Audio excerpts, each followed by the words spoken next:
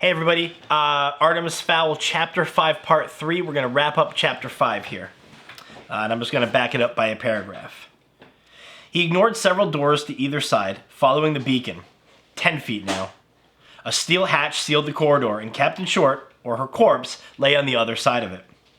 Root put a shoulder to the door. It swung open without protest. Bad news. If a live creature were being held captive, the hatch would have been locked. The commander flickered the blaster's power level to 5 and advanced through the hole. His weapon hummed softly. There was enough power on tap to vaporize a bull elephant with a single blast. No sign of Holly.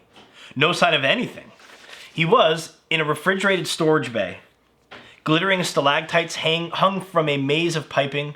Roots' breath fanned out before him in an icy cloud. How would that look to a human? Disembodied breathing. So basically just clouds of floating gas because he's invisible right now. "Ah," said a familiar voice. "We have a visitor." Root dropped to one knee, leveling his handgun at the voice's source. "Come to rescue your young officer, no doubt." The commander blinked a bead of sweat from his eye. Sweat? At this temperature? "Well, I'm afraid you've come to the wrong place." The voice was tinny, artificial, amplified. Root checked his locator for life signs. There were none. Not in this chamber at any rate. He was being monitored somehow. Was there a camera here, nearby, concealed in the maze of overhanging plumbing that could penetrate the fairy shield?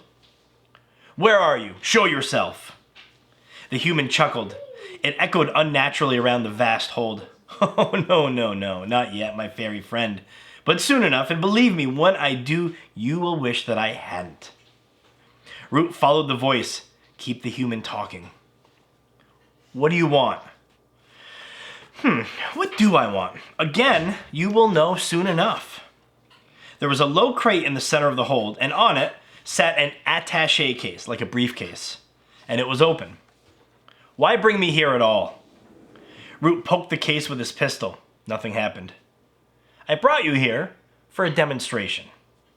The commander leaned over the open container. Inside, in snug foam packaging, were a flat, vacuum-packed package and a triple-band VHF transmitter. Resting on top was Holly's locator. "Ugh," Root groaned. Holly wouldn't willingly give up her equipment. No LEP officer would. "What kind of demonstration, you demented freak?" Again came that cold chuckle. "Let's say a demonstration of my utter commitment to my goals." Root should have started to worry about his own health then, but he was too busy worrying about Holly's. "If you have harmed one tip of my officer's pointy ears..." "Your officer? Oh, well, look at this. We have management here. How privileged, and even better to make my point with." Alarm bells went off in Root's head. "Your point?" The voice emanating from the aluminum speaker was as serious as a nuclear winter. "My point, little fairy man, is that I am not someone to be trifled with. Now, if you would please observe the package."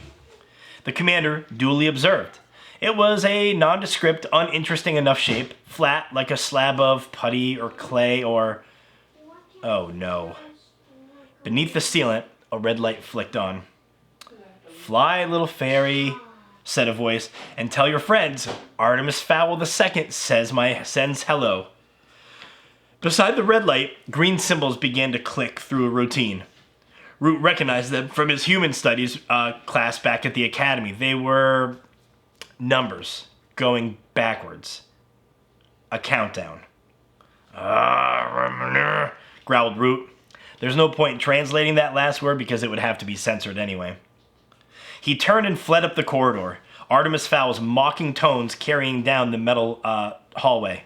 "3," said the human. "2." Again, Root swore. The corridor seemed so much longer now. A sliver of starry sky peeked through the wedge of open door. Root activated his wings. This was going to take some fancy flying. The hummingbird's span was barely narrower than the ship's corridor. 1. Sparks flew as the electronic wind scraped on a protruding pipe. Root cartwheeled, righting himself at Mach 1. Remember we said that was the speed of sound, about 500 and something miles an hour?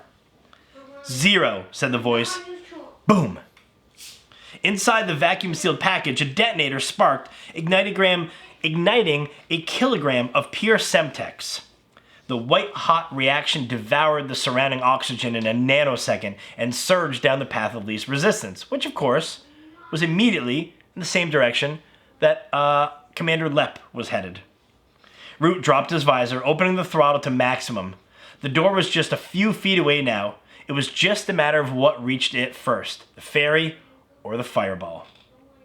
He made it, barely.